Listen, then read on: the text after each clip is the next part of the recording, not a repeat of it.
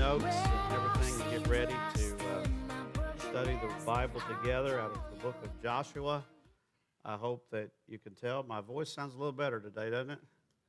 A little better. Still going through puberty a little bit, where it cracks and never know what tone's coming out. You should hear my singing voice.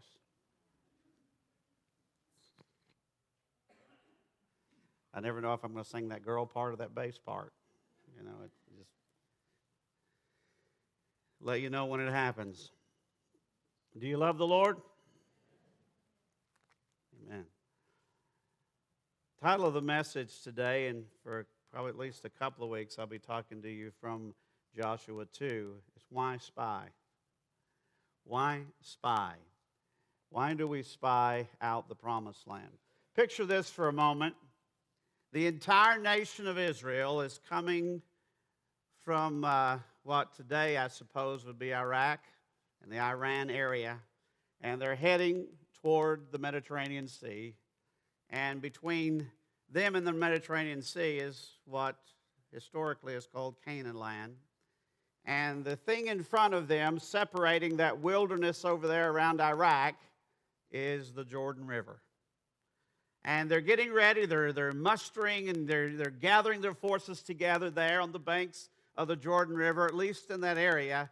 And they're getting ready to go over into the promised land. So kind of picture that in your mind. There's all kinds of electric energy going on among the people, and they're gathering together and marshaling their forces and getting ready to go over and fight those battles to possess the promised land. Do you remember chapter 1 of Joshua? 3 times God thunders to Joshua, be strong and of good courage. Be strong and of good courage. Be strong and of good courage. Anytime God tells you to be strong and of good courage, I guarantee you a test is coming. I guarantee you a big problem is coming your way.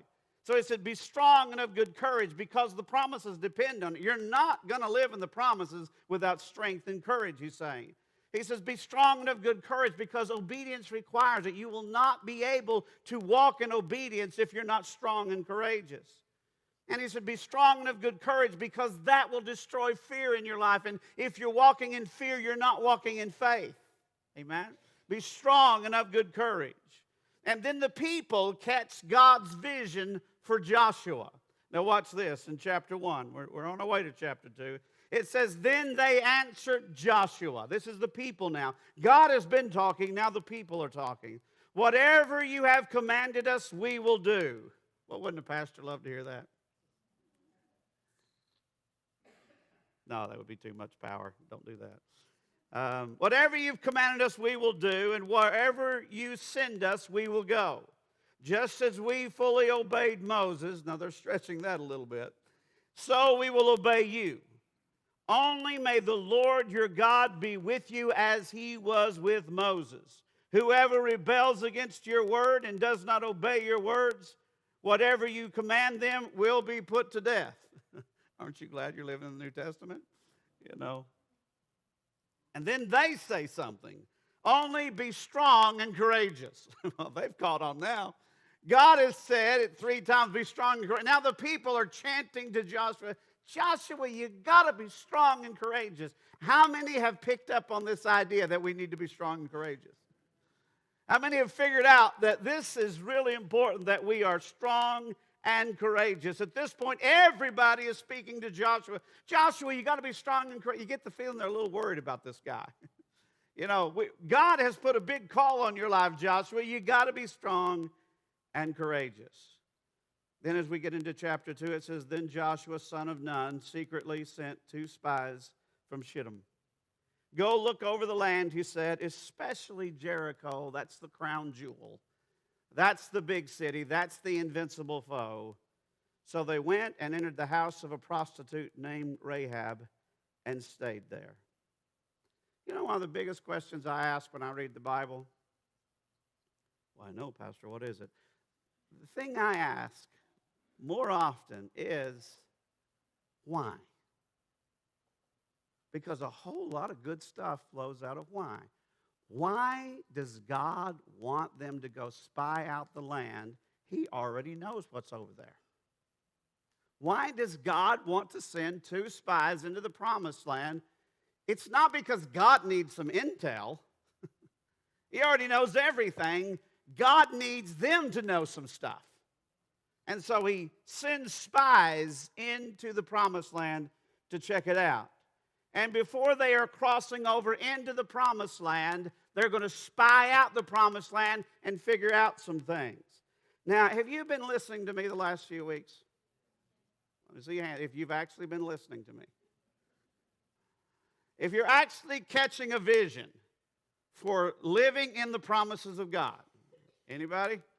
You're actually thinking, this sounds like something I can sign up for. I want to live in the promises of God. If you have, I'm going to guess that you've been doing some spying.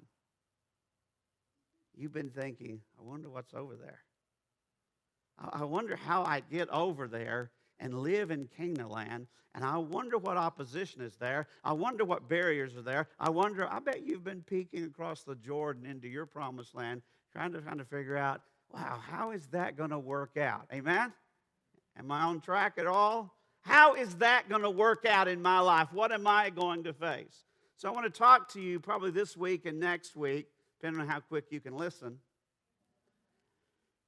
about spying on the promised land. First of all, I want to talk to you about the dangers of spying. I want to talk to you about what can go wrong if you spy wrong. What can go wrong if you spy wrong?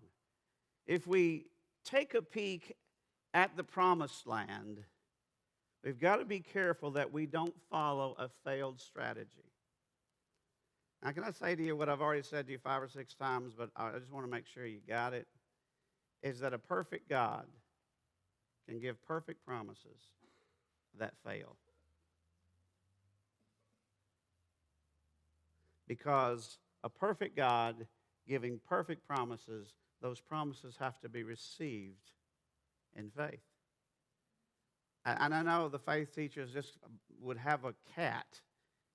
If they heard me say that, they'd probably even call me a blasphemer. But I can prove to you throughout Scripture that a perfect God gave perfect promises that failed people because the people did not receive those promises in the way God commanded that they receive those. Amen?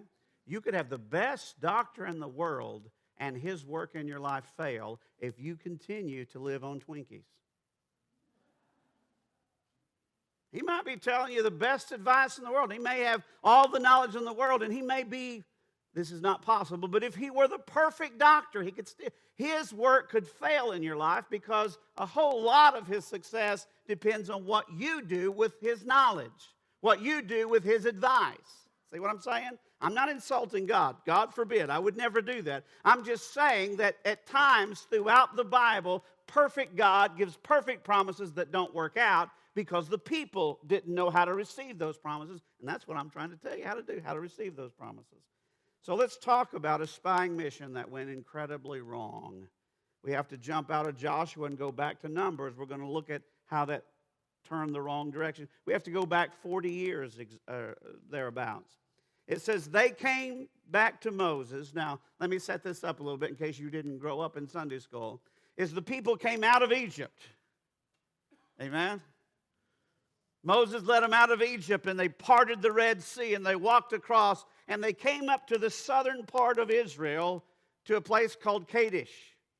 And they're about to go in and possess the land, and God sends 12 spies to spy out the land. And sometime later, here we go in verse 26, they came back to Moses and Aaron and the whole Israelite community at Kadesh in the desert of Paran. There they reported to them and to the whole assembly and showed them the fruit of the land. Wow. They gave Moses this account: we went into the land to which you sent us, and it does flow with milk and honey. Here's the fruit. But the people who live there are powerful. There's a problem. The people who live there are powerful. And the cities are fortified and very large. Verse 30, then Caleb silenced the people before Moses and said, we should go up and take possession of the land, for we can certainly do it. But the men who had gone up with him said, "We can't attack those people. They're stronger than we are." And they spread among the Israelites a bad report about the land they had explored.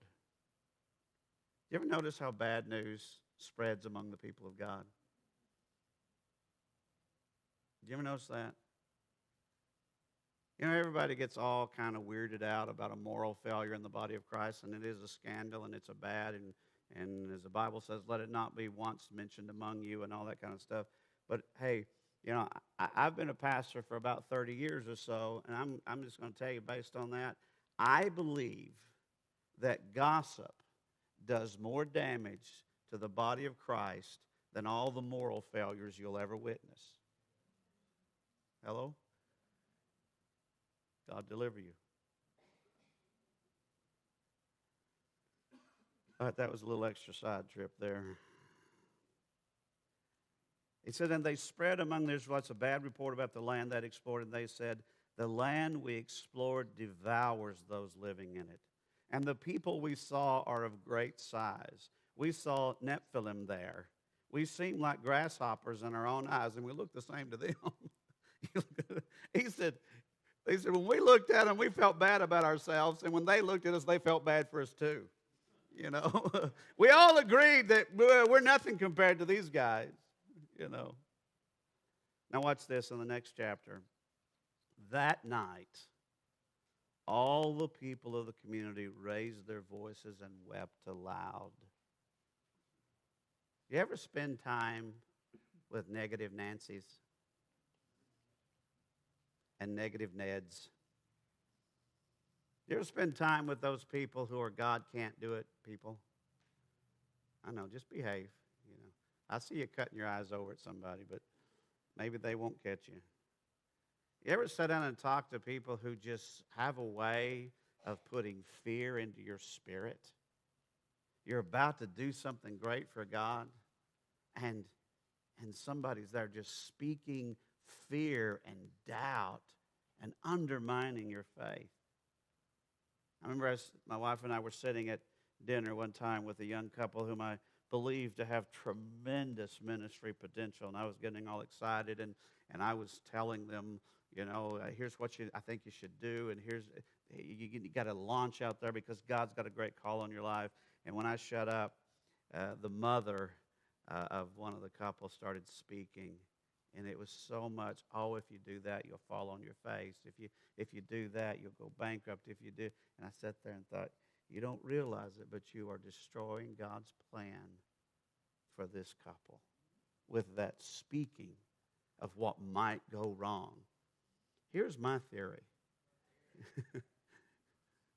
Where are you guys at? These guys are jumping all over this stuff. Yeah. I forgot what my theory was. Here's my theory. All right. God is bigger than everything that might go wrong. God is bigger than everything. I was talking to a guy the other day. He was all fretting and wringing his hands, and this business deal is going to fall. And I stopped him. I said, let me ask you something. You're a believer, right? I said, is God still on the throne the morning after your worst fear comes true? He said, yeah. And I said, well, then what are you fretting about? If God is still going to be on the throne after your worst day, I think you're going to be okay. If he has to pick up the pieces, he's great at picking up pieces. But you know, there's a very good chance there'll be no pieces to pick up because this might work out. This might turn out wonderful. It's not, what if I fail? What is it? What if I succeed? Praise God. I'm the only one enjoying this, but man, I'm getting blessed. All right, where am I? That night, all the people of the community raised their voices and wept aloud. You know what they're weeping over? Failed promises. God can't keep his word. When God took us out of Egypt, he forgot to mention he was taking us to a land that had giants in it. Why didn't he bring that up when we were back in Egypt? All the Israelites grumbled against Moses and Aaron, and the whole assembly said to them, if only we had died in Egypt, as slaves, by the way, or in the desert. Why is God bringing us up to this land only to let us fall by the sword? See, they lost before a battle ever took place. Our wives and children would be taken as plunder. Wouldn't it be better for us to go back to Egypt? And they said to each other, we should choose a leader and go back to Egypt. That was the question we all have to ask at the border of the promised land. Should we just go back to Egypt? You know, we were slaves, we were defeated, we were despised, we failed all the time, you know, we were held in contempt, but at least we had something to eat. Should we just go back to Egypt? And that's a question that we wrestle with all the time as we're getting to the promised land. Should we just go back? Should we go back into slavery? Should we go back into that land where we were despised and held in contempt? God responded to this doubt, and an entire generation died in the wilderness, except for two people, Joshua and Caleb, who also happened to be the two spies who came back with a good report. So, what can we learn from failed promises? You ready? Ready to take some notes? What can we learn from failed promises? Number one, remember that the mission is to facilitate the advance, not to question it. The mission is to facilitate the advance, not to question it. 10 spies went in to see if they could take the land. 2 spies went in to see how they were going to take the land. Are you tracking with me here? You understand what I'm saying? 10 of them went in to say, is this possible? 2 of them went in to say, since it's possible, I wonder how we can cooperate with God. See? It's a world of difference. 10 spies saw themselves as decision makers. 2 spies saw themselves as decision implementers. God already made the decision, right? So I just got to implement that decision. I just got to, God, what'd you call me to do? What's your call on my life? I'm not here to question whether God called me or not. I'm here to question, God, how do I implement the call? Right? We were having some problems a few years ago, and I was getting a whole lot of help pastoring from a worship team. It wasn't this worship team, right? I was getting a whole lot of help. I mean, they wanted to help me hire staff. They wanted to tell me how everything was going to be done. And I gathered them around one time and I said, I need you guys to understand this. You are not a decision-making body. Right? You are a ministering body.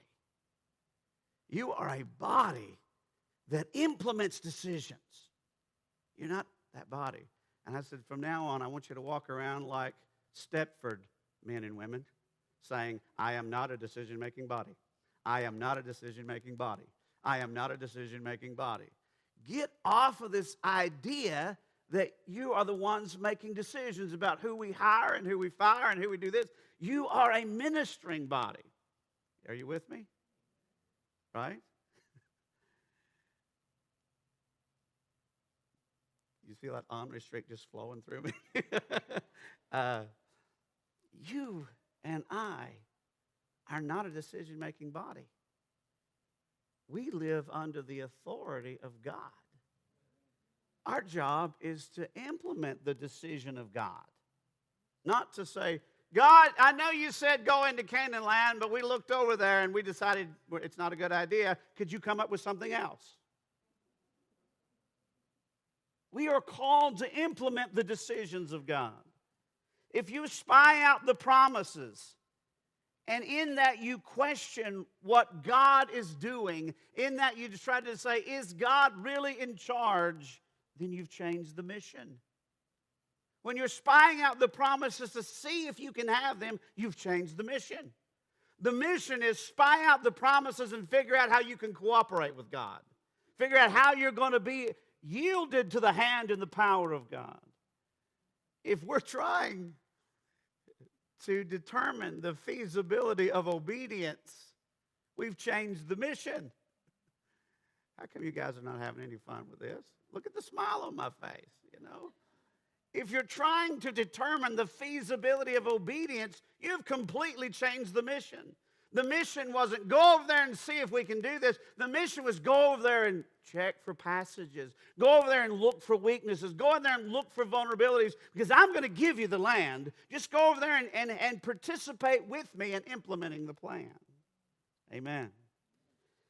Number 2, remember that a majority vote is not a reliable indicator of God's will.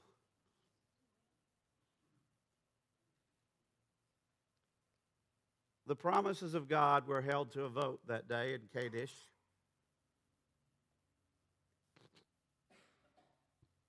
And they lost 10-2.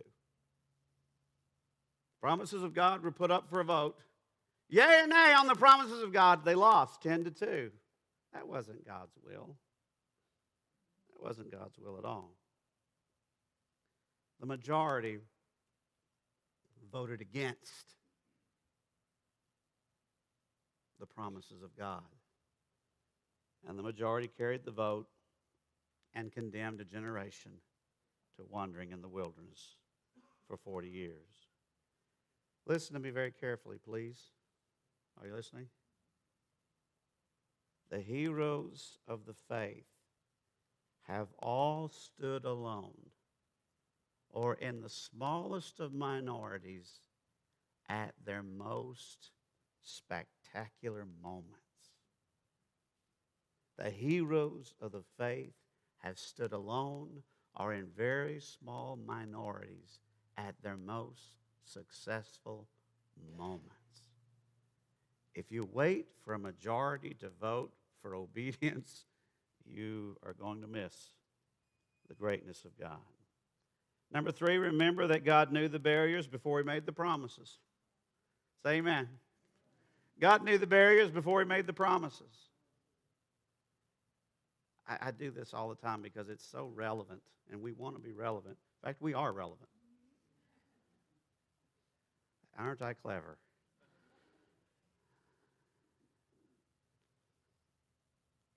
How many of you guys that are married believe that at some point God has promised you that He will bless your marriage? Right? Just a nod will do. Some of you look a little uncertain about that. You really have felt the blessing. But how many of you also know that in spite of the fact that God said, I'm going to bless your marriage still has obstacles?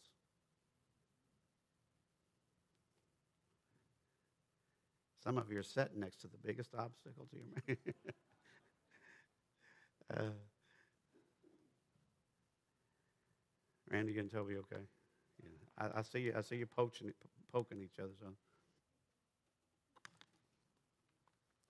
What I'm saying is that when God said, I'm going to bless your marriage, He already knew there were going to be problems.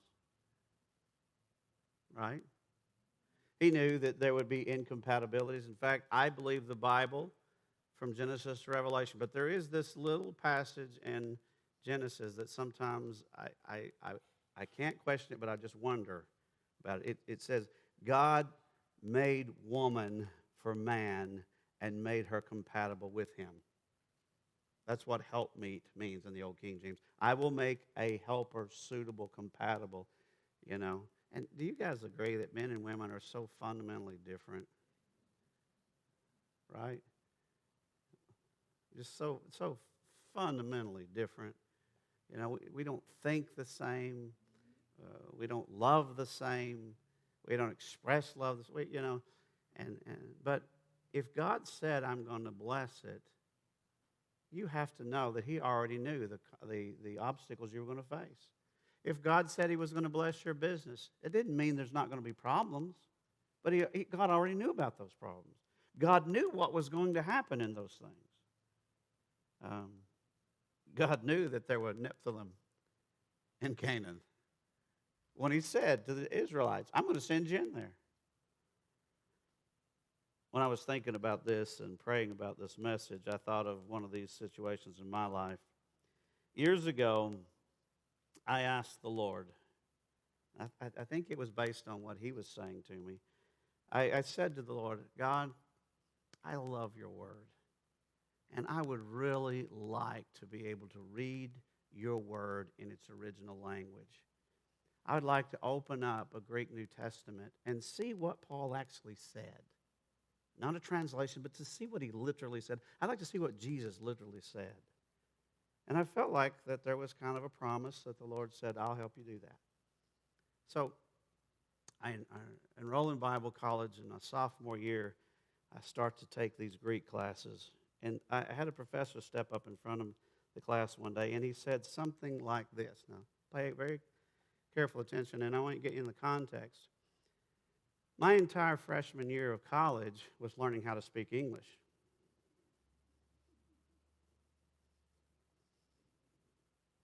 Every time I opened my mouth, some professor would go, oh, stop. Please get rid of that double negative. Please get rid of that word. And I remember one of them said, Jeff, will you please not clutter up the gospel with that grammar? And so they enrolled me in a class. I didn't even get credit for it. You've heard of English 101? I had to take English 100. They had me in there doing high school English where I'm diagramming sentences. So I'm a year away from that, and you have to know English really well to study another language because you're talking language at that point. Professor says something like this. Ladies and gentlemen, the Greek verb has 4 moods. There's the indicative, there's the subjunctive, there's the optative, there's imperative. They have 4. Every Greek word will have one of 4 verbs, and the way you will know is the spelling will change in every mood so that you can recognize. And I'm going, what?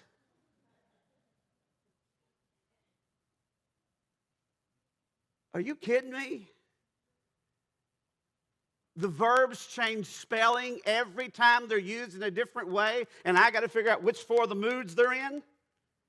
And the nouns, oh my goodness, if you can see a Greek noun, it goes everywhere, and the spelling changes depending on what order of speech. If it's the subject, it's spelled one way. If it's the object, it's spelled another way. And so I'm sitting there going, oh, Lord, I thought you said I could learn this language. And he said, I did. Let's go. You see, God already knew that there were 4 moods in the Greek verb. When God said, okay, I will help you do that. I want you, and nothing I have studied in undergraduate or graduate work has blessed my life every week, like opening up the Bible in its original language and preparing messages based on what I see there. But see, God knew there was a whole lot of barriers. I asked my wife. I had a little desk in our bedroom during those years, and I would set up late doing flashcards every night. Learning. And the time came when I eventually got a master's degree in New Testament Greek. It was only because God promised it in the presence of knowing the obstacles. Are you following me? What I'm saying to you is your promises are going to have obstacles. Remember, God already knew about them. And the promiser is bigger than the obstacles. The power of God is bigger than the obstacles. You can do this. Number 4, remember, God attaches his honor to his promises.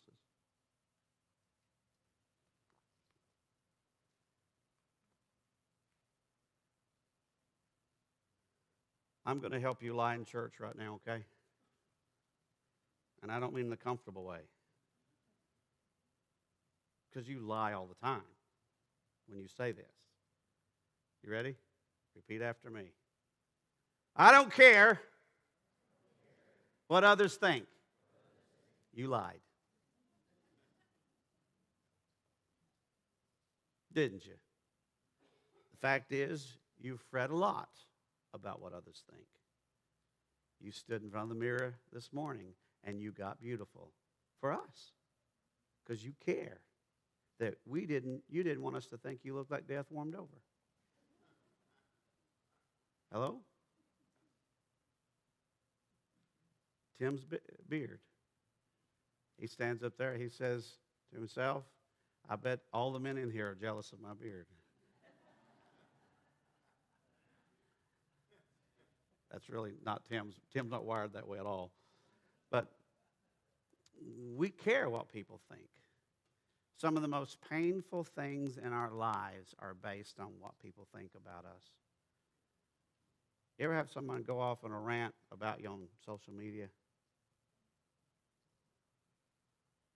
Say terrible stuff about you? I mean, I've had relatives do that. And I go, well, that hurts. I wonder who believed that. It's not true. But I wonder who would believe that? It bothered me profoundly that other people would think something that wasn't true about me based on what someone else said. There's a point to this story. Are you wondering what it is? God cares about his reputation. God will never attach his name to a promise and then not attach the power to fulfill that promise. It would bring shame to his name. Remember when David got in so much trouble with God? When he forgot he was David, a man after God's own heart, and he just thought he was a moron? Remember that chapter in his life? Where he is just doing terrible, immoral things. And God sends a prophet named Nathan to him. And Nathan looks at him and says, you have given the pagans a reason to mock my holy name. And at that point, David slides off the throne and falls on his face, and he weeps and he prays, God, forgive me. The point is, God cares about his name. And you know what? If God has made me a promise, and I have accepted that promise by faith, and I'm walking toward that promised land, God's name's attached to me. God's name's attached to his promise. And what I do can either bring glory or honor or shame to that name. Friends, he's not going to let you fall on your face when you're walking on his name, in his name. He's not going to humiliate himself. I'm going to do something here. It's totally unscripted, and it's a little, I'll see if I can get away with this. Can I have the worship team come back? Can you guys come back? Is everybody still here?